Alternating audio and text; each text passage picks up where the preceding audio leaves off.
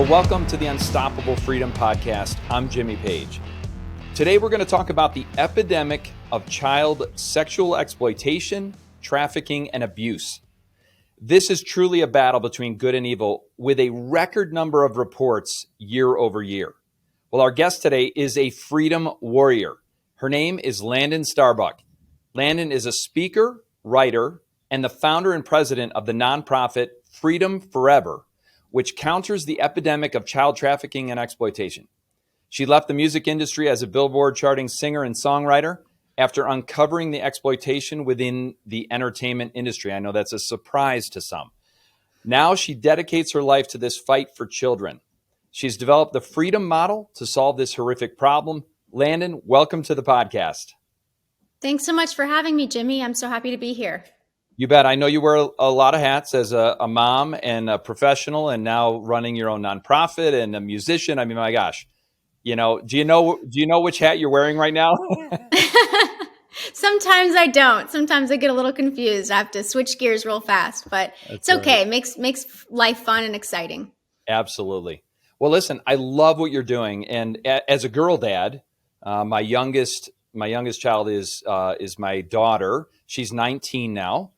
She's at college, but this hits very close to home because I know how vulnerable our kids are today. Tell us what you discovered in the entertainment industry that really got you engaged in this fight. Absolutely. Well, I'd have to go back to my childhood. I came from a broken home and I didn't have those defense mechanisms, the life experience, that guidance telling me what certain things I'd be exposed to, what they were, how to avoid it, all of those things. So I was very naive and I went into the entertainment industry completely blind, like so many unfortunately do. And, as little girls, we're sold this idea that, to be a famous singer or actress is this glamorous thing. And they don't show you what actually goes on behind the curtain and what is actually required of you and how your morals and faith will be tested. And so really my journey has been to myself go through that. And when I moved to Hollywood, that's so little Freudian slip there, is basically like hell. I didn't know anyone. And so I didn't know anyone. A lot of the audience is going to agree with you. A lot of our audience is going to agree with so that funny. Characterization. Yes. Yeah, it really is so true. And I went through all that. And so I unfortunately witnessed a lot of these things because I myself was a Billboard charting musician and I didn't want to participate in the sexual quid pro quo that goes on. And it took me a long time to figure that out. Once I did, I said, okay, you know what? I'm just going to make money writing for other Disney stars, thinking that would be a lot better. Well, it was not a lot better. It was a lot worse. And I would see parents drop their kids off at these studios with these producers and directors. And I would, see inappropriate things happening, relationships, things like that. But again, at the time, I didn't understand what was truly inappropriate and really have a grasp on what I could do about it. And ultimately, I just made the decision. You couldn't pay me enough to sign another NDA to say I didn't see certain things or any of that. And so I just decided to leave. And it really set me on a depression spiral because that at the time was my identity. I mean, I had built my whole identity around that. And that stems from, broken childhood and this false dream that young girls are sold that this will be the solution and answer. If you can just be enough in this way, you'll have this, this, and this. And it's just a lie. That's amazing. And I wonder today, I think the incidence of broken homes is on the rise. It's been on the rise for the last 30 years. So we've got more and more kids that are coming out of homes that maybe don't have as stable a presence of adult leadership, whether it's a missing dad or whatever the brokenness is in that home. And then like you were young when you went to Hollywood. I'm assuming you were young and you were impressionable and you wanted to be successful. So you've got all these motivators that are telling you, hey, do what you have to do to be great. But then you've got this conscience saying, hey, wait a minute, this just doesn't feel right. You went to Hollywood with, as a young woman, and you want to be successful, and that it's going to take a lot of work, but you find yourself in this situation where maybe you're encountering things that you are uncomfortable doing, and it doesn't jive with your conscience. How did you navigate the stress of that? You said you kind of left it, but in the moment, how do you navigate that? Well, when you're first realizing what's happening, it doesn't really make sense. And so you think it's just an anomaly. It's just a one-off thing, or that person was shady or bad. And then you think the next situation will be different. And then it happens again. It happens so many times that you start to put pieces together and understand that things are structured a certain way. It's kind of like how we've been exposed to how our government works recently. It's uncovering that truth and awakening to the reality of what Hollywood is, and it's an exploitation machine. And some of the most successful people you encounter got there because either they were exploited themselves or they were willing to exploit themselves. And that is the sad reality and truth of what goes on there. And to give you an example, one video I had, my manager said, "Hey, I want you to do this music video. I want you to star in it. And basically this will be the key to getting you on tour with this huge band." It would have been a very important and good career move for me.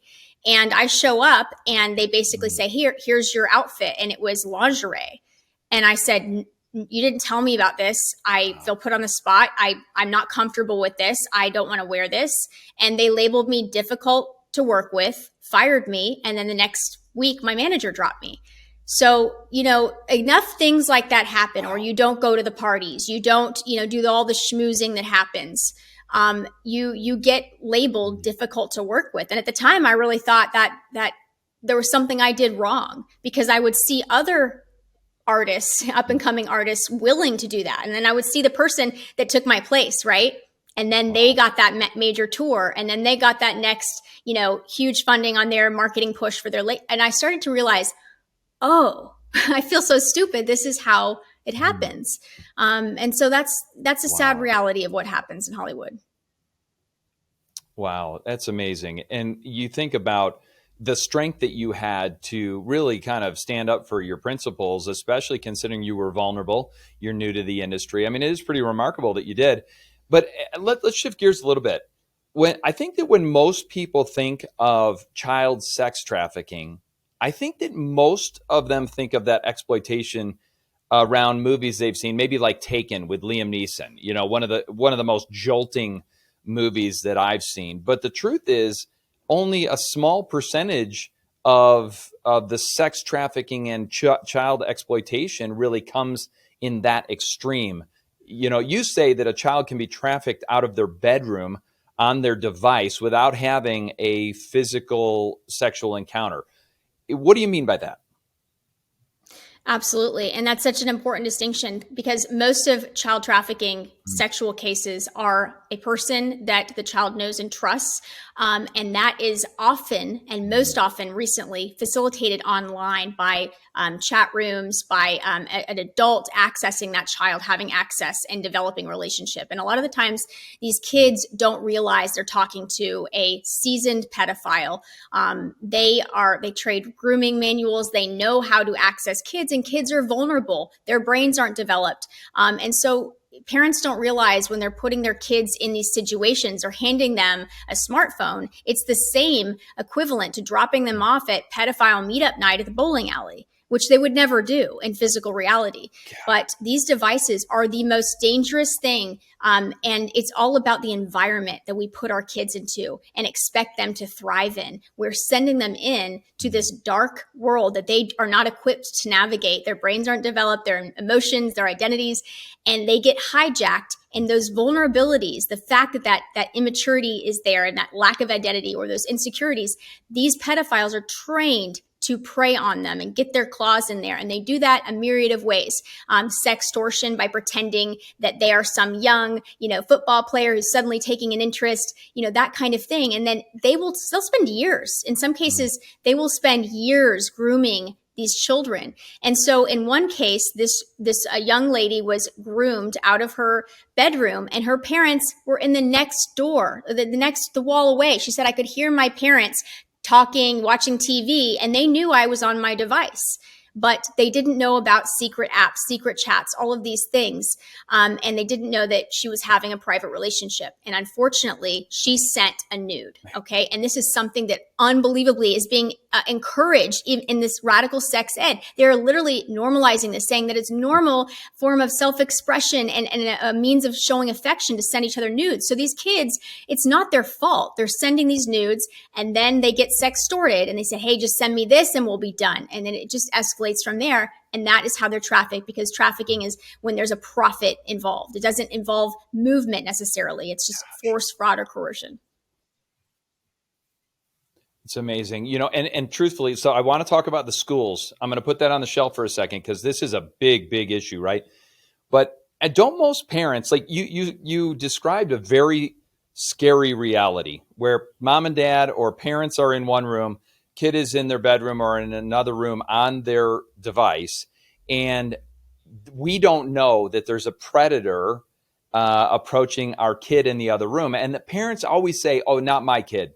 Hey, listen, I'm monitoring their social media. I'm on top of it. Tell me why that doesn't hold up. Well, okay, number one, that is literally, the same thing we've heard every survivor family say is, I thought, not my kid, right? And it's the same parents who also say things like, oh, I heard about this abduction at Target, right? These things do exist. We hear about them in our communities when they happen because they're so, egregious in nature. But the reality is the greatest threat to our kids isn't actually at Target or on the cul-de-sac. It's on these devices. And when we give this to a child, it's not just about the predators looking for them. It's about, this is a grooming device. When you give a child that does not have the digital self-defense skills, it's sending them into the wild in the woods and say, hey, savage, find your own way. Don't worry about the savages coming to attack you. You're going to have to figure it out. And we've been lied to as parents. These big tech companies and the politicians that prop them up and are funded by them have lied to us and given us this false sense of security that they say, oh, well, you just put these protective, things on your phone and your kid will be safe if you just do this. And it's a lie. None of the protective mechanisms are working. None of them are efficient. And there is no incentive or accountability for them to do so.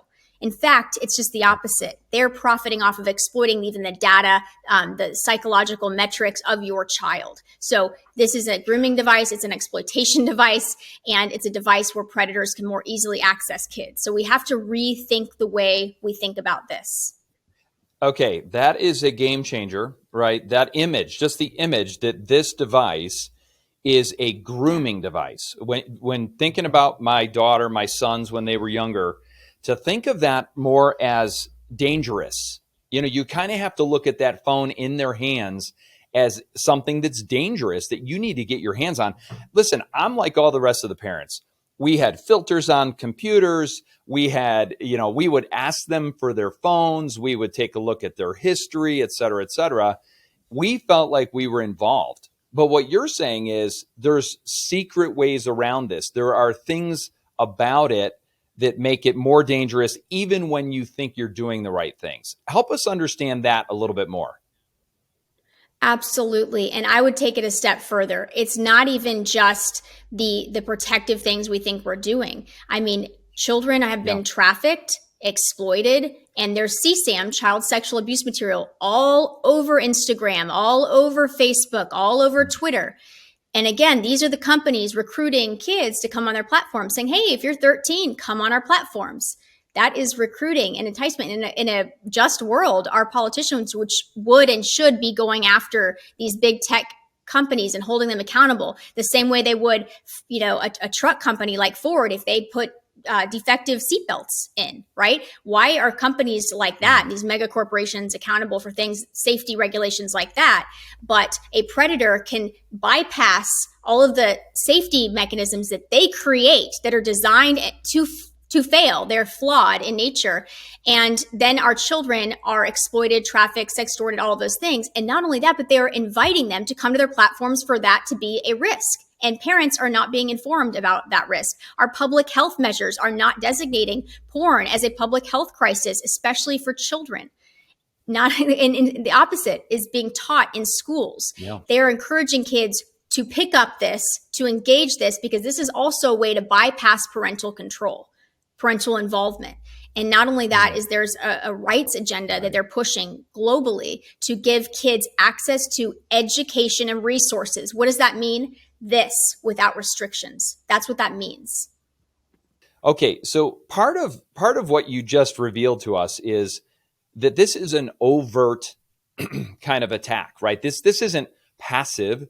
These companies know exactly what they're doing. And the thing that amazes me most is we can shut down any content that we want that's objectionable or seen as misinformation or disinformation. We've seen it for the last 2 years where literal medical experts have been censored off of platforms. And yet we can't protect our most vulnerable. We can't protect our kids from this garbage that's online. And you mentioned things. I'm going to ask you about the pillars that add fuel to this fire in just a minute. But let's talk a little bit about the school engagement here, right? You said this phone is used to bypass parents. Oh my gosh. Like that. Okay. Time out. That's what I feel like schools are today. Schools are designed to bypass parents and to separate a parent from their child and the decisions that they're making. Is that what we're seeing in the schools today? Absolutely. Yes. And this is part of a communist agenda. There's many different people that benefit, right? People say, okay, well, it's the globalists, it's everybody benefits that has this kind of evil agenda to separate children from their parents, because it's ultimately about destroying the nuclear family, the most powerful force, not only protecting our religious liberties and freedoms, but the only mechanism we have to really fight back against all of this evil. Yeah. Why don't we see schools this way? Like, I see it, you see it. Millions of parents are waking up to this, and yet we still send our kids into that environment where they are being indoctrinated. They're being exposed to material that there is no way on God's green earth we would ever let our kids be exposed to. Why do we keep sending them into these environments when we know they're going to be groomed and indoctrinated? I think that it's society's grooming that's taken place before. And that's why this agenda has rolled out a certain way. Because, I mean, look, we know that kids are trafficked on this, but we are still giving kids this phone. We know that the grooming's happening in schools, and yet we still drop our kids off at the schools. We know all of this, and we can still vote for that right person. But until the individual, there's a revolution inside of the individual to understand that it comes down to that cellular level, because this is how things get normalized. If there's not a big resistance, the left continues the momentum of this agenda. And they know that. They know that better than we do. They know we don't protest. They know we don't show up. They know we don't ruffle feathers. We don't want to offend anyone. Because we value peace more than we value morality. We value, complacency more than we do being confrontational righteously. Standing up for people, standing up for truth. That's what we truly value. Yes. Our own comfortability and complacency. You know, that is an indictment, what you just said. I mean, you're kind of blowing up a whole bunch of categories. We value peace more than morality, right? And I think that's true. I think that we don't want to fight. We don't want to spend our evenings at the school board meetings. We don't want to be confronting people about different things. We just kind of want to live our lives in peace. I think that's true.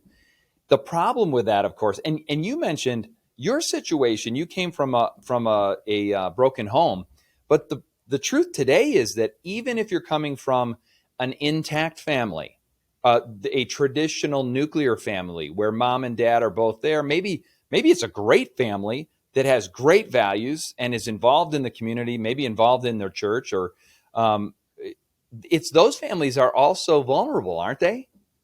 Absolutely. And I would argue, I mean, I'm a Christian, and I hold our community to a higher standard, because if you look at the foundation of America and really what politics is, I mean, it's about protecting our God-given rights. It's not about politics. It's not about any of this stuff. It's about the last stand for morality, which comes from where? It comes from God. And they know that. Again, the left knows this, and they capitalize on those weaknesses of ours because they know our behavior and they know that it's not changing. And that is why each of us have to have a conviction, a moment of where we really reckon with that is absolutely the truth of what's happening, and why we're not seeing red waves and like everybody hypes us up, or we put our, hands of our the future of our children in the hands of these politicians that put Yes. on the nice suit and lie to us every time, and we make them our savior. And Yes. we abdicate our role as parents, we abdicate our role as Americans, and we abdicate our role as faith leaders and Yes. what we're truly supposed to be representing. Yes. It really is discouraging when you find out what a small percentage of the church community, the Christian church community, that actually engages in the culture, that engages in even in voting, which is the simplest thing to do, right? But also the small, infinitesimally small percentage of the church community that shows up in a significant way in their communities to talk about what's going on in their schools and get that changed. I mean, it really is discouraging, but it is the answer too, isn't it? To really energize this community, to see the immorality that's happening, the risk that's happening to our children, so that they get to a place where they're jolted into action. Isn't that part of this? Absolutely. And it's also the leadership, because I believe a lot of the churches, the whole culture has been infiltrated, so that the people that are leading the churches are not welcoming of that. So say you have an activist group of parents that say, hey, we want the church to address this issue. We have pornography in our schools. We're called to rebuke it. We're not called to sit and be peaceful with it and make peace with evil. So it's mind boggling that some of these pastors, they just turn away, and it's that cowardice that is going to dissolve the church, not from the outside, but from the inside, before the outside ever hits. And that is, again, the left knows this. These people know this. And it's all by design. And that whole worldview has infiltrated the church, right? This liberal leftist ideology is in the pulpit. I mean, I read a study that said that only roughly a third of all pastors have a biblical worldview. In other words, that they actually hold to biblical truth and the belief that they should act on it. And worse than that, of course, I think our leaders have bought into this whole separation of church and state thing, which doesn't exist in any formal document in our system. It's a myth. You do not have to check your faith at the public door. My private faith comes with me, and it informs everything that I do. How do we get pastors to to stand up to talk about this from the pulpit, which they absolutely should be doing? This is a moral issue. This isn't a political issue. This is a moral issue. What do we do to energize our pastors to get into that game? Well, I think there's two different approaches. I mean, sure, I think there's a utility in encouraging our pastors first and foremost to say, hey, these are the issues that are important to us, and this is where we really need to be filled up in church. We need you to address these things. We need your leadership. But if that doesn't work, I think that people at this point in time, the remnant church are being called to start new churches, to start really that authority role stepping down, and that these people, these humble servants and spiritual warriors coming to help lead people in the right direction biblically, in all of these ways, that are unafraid. That's the biggest thing. Unafraid to not only preach the truth, but to embody it, to be unafraid of it, to be bold in it. That is what we need. And we have very few of that. So rather than going on a, awaken the pastors tour, I think we need to awaken ourselves and say, hey, you know what, maybe this church isn't for me. Maybe I need to go start one or be with, somebody else who's doing it. Right. I see more of that happening now more than ever. And that separation and division within the church that needs to happen. It does, because otherwise we are continuing to enable and embolden lies. Yes. Yeah, I agree with that. Okay. You talk about the solution is really not just to make people aware of it. It's not to throw money at it. And even while it's good that we're rescuing kids, and by the way, I personally know people that are rescuing kids from this exploitation, and you do too. You know many of them. But you talk about the solution being to stop the demand, right? And I love this. It totally is a game changer. It's not trying to stop it once it's happened. It's stop the demand. Talk about the key kind of the gasoline that gets poured on this and how we go about stopping that. Absolutely. So there was a period of time where all I was focused on was rescuing children, thinking that that is what we needed. We just have all these children that need to be rescued. And there's a lot of organizations that do that. And yes, there's a need for that. But that is not the solution. It doesn't solve trafficking. It doesn't solve this problem. So if you're looking at, a line of this is the access point of rescuing a child, what comes before that? We're seeing before that the grooming process. And then how did the grooming process happen? What kind of legislation changed in our community? What kind of enforcement changed? What kind of cultural change? What kind of academics and curriculums have changed to facilitate this grooming process? Yes. And so we press rewind and we see the roots of all of these things being the foundation being laid. And that is the access point, actually. It's not just the rescue. That's the end point of it. Yeah, and so if we really want to stop this and reduce it, we need to press rewind. And from the inside out approach, which is in the freedom model that I'm working on, is looking in our own homes. How are we grooming our children unconsciously in our own homes? What are we allowing to influence them? And then we drop them off for 8 hours a day, how many hours a week, to these environments. How are these environments grooming our children? So it really is taking an inventory of our entire lives, of what our children are exposed to, and connecting the dots of what behaviors might be tied to these certain exposures. And when you start accumulating the risk factors, you start to make different changes. It's amazing. Okay, so now all my kids are grown. My daughter's 19. My boys are 27 down to 22. And we fought this fight, right? We fought the social media fight. We fought the use of the device. We were the parent. We were always those parents, that were like restrictive. But really what you're saying is, hey, no, that's actually what you need to do. You need to actually win that fight. How do you go about winning that fight right now, right? The parents really are the key component to this, I think, because it starts in the home. How do you create a culture and a setup that leads to protecting your most vulnerable kids? Absolutely. Well, we need a parenting revolution, and more than flowery, words, it really means that parents understand that their role now is to be a warrior. And that's not a hyperbole. It is what we are being called to in this moment do, because if we don't, our children will be eaten up by all of this propaganda, grooming, and everything, because that train is not stopping. Until we get involved and recognize that we do, especially what freedoms we do have left in this country, have the ability to protect our kids. And we've been lied to say that we can't homeschool, or that we can't start micro schools or church schools or things of that nature, and fight for our right to educate our kids as we see fit. And so it's changing it's a revolutionary approach, because it's changing the way you see your role as a parent and your rights as a parent. It's taking back control. And we've licensed out so much control to these outside institutions to raise our children. So it should really be no surprise that this is happening to our kids. And so it's really just a process that has to start with the parents, of recognizing all of these concessions that we've made for what's normal. And again, normal is kind of like on the same line as peace, right? Yeah. Where we value peace and normal, more than we do what's right. And we have to ask ourselves, if we want to raise moral kids, if we want to raise warrior children that are equipped to combat these evils and not take part in them, then we have to change our strategy, because clearly what is, we're doing now is not working. Yeah.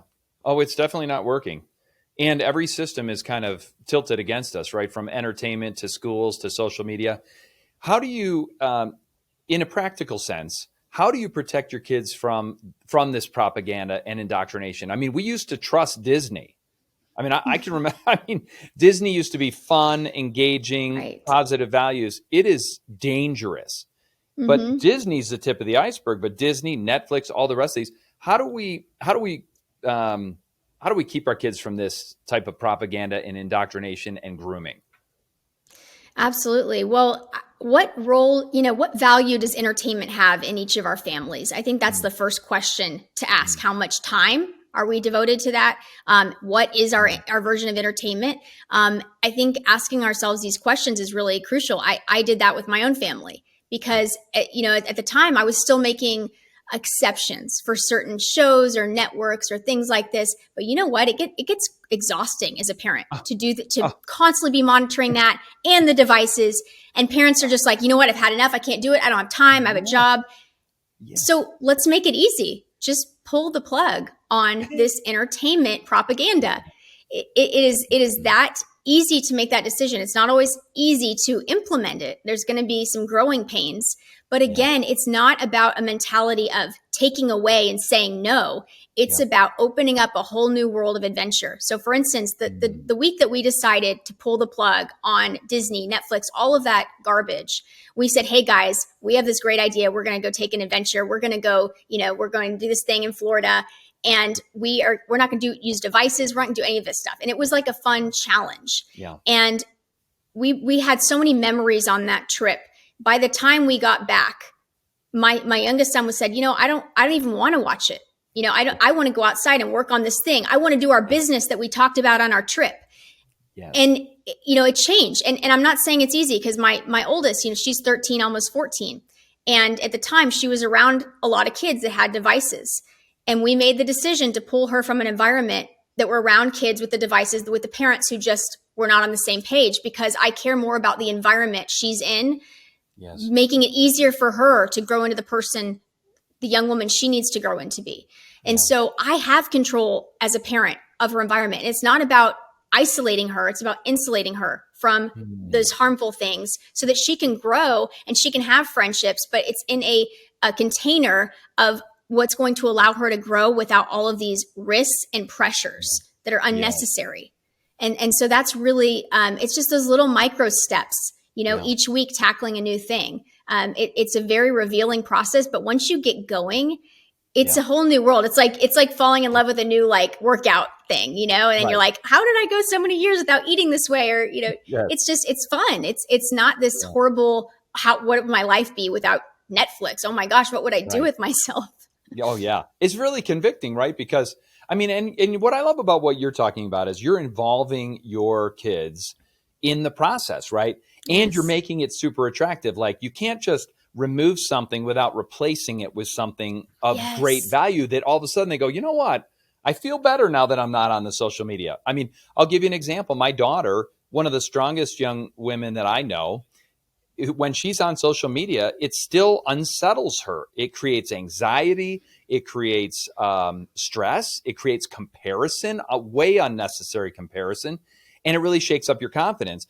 She recently, in the last couple of months, said, I'm done with social media. And God love her, man. She is done with it. And she's a different person. She was almost a different person overnight. It was that profound. No, much more confident, much more at peace. And that's why I love what you're saying. Hey, pull the plug. Why are we constantly policing? Instead of policing, why don't we pull the plug? I love that. It's exhausting. I don't know how parents do. It was exhausting for me. I was miserable doing that. It takes the fun out of life, and it makes you, it puts an adversarial paradigm into your relationship with your own children. Yes. Oh, it creates all this unnecessary conflict, right? Because you feel like you're monitoring them. No one likes to be monitored. Nobody likes to be micromanaged in a leadership term. I remember, Landon, you'll love this. I'll remember years and years ago, probably 20 years ago now, I remember when my wife and I made the decision to end fast food for our family. It was it. I was working in the health club industry, and I came home and we had all these bags of fast food because we were running hard. We were on different fields. We had 4 kids in activities. And I was like, wait a minute, this is hypocritical. I don't believe in eating this garbage. It's bad for my kids. And I'll never forget, we pulled the plug on it. There was weeping and gnashing of teeth. It was a miserable few days. And then about a week later, everyone felt so much better. They were in better moods. And everyone was like, there might be something to this. So anyway, it's the same type of thing, right? Pull the plug. Stop eating the fast food. Pull the plug on this propaganda and indoctrination. Right. And that's so true. And it's like parenting today, all of the, I don't know what it would, new agey type of parenting strategies are all about avoiding conflict. They're all about your kid can't be upset because they can't tolerate their emotions being upset. Welcome to life. Yes, they're going to have to tolerate being upset, and you're doing them a favor by Yes. by allowing them to hear no and going, oh, I can be resilient when I hear no. You know, Yes. and of course, we explain, we involve our kids in a lot of stuff, but sometimes it's just no, and Yeah. they trust us. And that's the Yeah. beauty of when you have a really strong relationship with your children, there is a trust factor there and a level of respect because they do Yeah. trust you. They trust your Yeah. motivations. It's not about control. It's about love. Yes. I love that. And I think, one of the things that we always used to tell our kids, and I told them this over and over again, nobody wants better for you than me. God, of course, God, the creator of all, has a purpose and a plan for your life. And, as believers, we believe that that's a special relationship between ourselves and our creator. And at the same time, on this earth, there is no one that will love you and want better for you than me and your mom. And Right. you have to repeat that. And because you're showing up in that way, but there becomes this belief system. What do you do if your kids, you mentioned this a little bit, what do you do if your kids are around a friend group, which is toxic, and maybe they're being exposed to things or attitudes where those kids are disrespectful to their parents or whatever the thing is? What do you do in those situations? You had a strategy. What would you coach parents to do? Yeah, I mean it's tough because if kids are in the school system Yeah. where they're majority going to be exposed to that, if it's the majority of the school systems, I know there's exceptions in some areas, which is great. Keep up that work to protect that environment, but that this is where the rubber meets the road, right? I would say, the public education system is not conducive to that protective environment, just by the nature of what it is from every aspect. So it's very difficult to send your kid into a population, right? It's almost like a prison, like so many, people there, and expect them to be able to navigate that and to develop meaningful connection and substantial relationships that aren't based on these superficial things of what are you wearing and what do you have. And that environment is conducive to that superficial type of relationship. So it's being intentional, and basically we facilitated intentional relationships by doing family pangs and play dates with people that we share values with, that we know what their rules with devices are and those things. It's very important because then your kids aren't going to be in a situation for them to even make a wrong choice. And again, we're trying to raise kids with those roots stable before they're tested. The problem is we're testing those roots before they're even sunk into the ground. And that's not fair to kids. It's really not. Our number one job is to protect them from these harms so that they can establish roots. And so putting them in an environment like that is number one. So sorry to deviate off, but that's a huge part that I think maybe people are missing is they say, okay, I'm going to do all that, but have my kids in this massive public school where they're exposed to it every day, no matter what you're doing. And again, the amount of time matters. Who you hang around matters.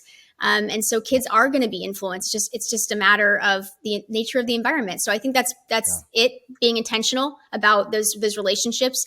And again, if they have an old friend, like we had the situation, and now it's not really a thing, but because my daughter naturally outgrew that relationship for herself.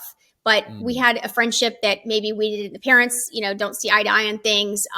But I trusted my daughter in a situation where she couldn't fail, basically. So a relationship where, or basically it's not it's not a sleepover. It's not them one-on-one at a mall or in a situation like that where she could be in a situation where she wouldn't make a good choice. It was more like, hey, she can come over here. You guys can go ride four-wheelers, and then eventually the relationship can only get so far because my daughter doesn't want to talk about TikTok that she doesn't have. She doesn't want to do little dances and go, it's just she's like, I'm not really feeling this relationship anymore. I'm like, okay, cool. And it's letting them, again, it's, we don't want to pull the plug so hard that, they resent us. That's not the answer. It's the same thing as like that hard theology that's not relationship based. You can't force somebody to love God. You have to show them who God is. Yeah.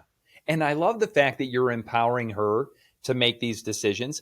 You're putting her in an environment like what you said, where she can't really fail. She can't fail far, right? It's not going to be a horrific, catastrophic failure.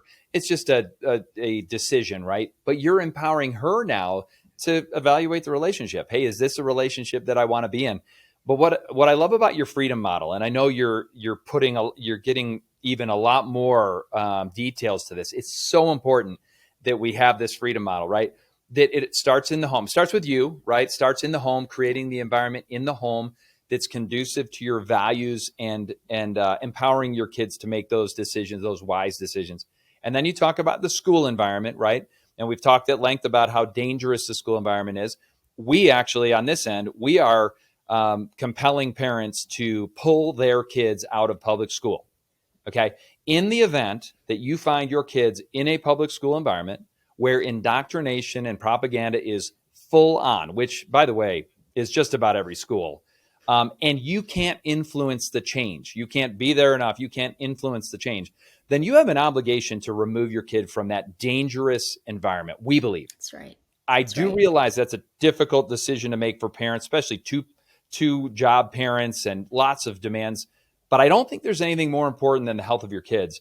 So you've got the home life, you've got the school life. Tell us about the community. I think you just mentioned it is designing these relationships with other families of like mind. Is that kind of that community piece?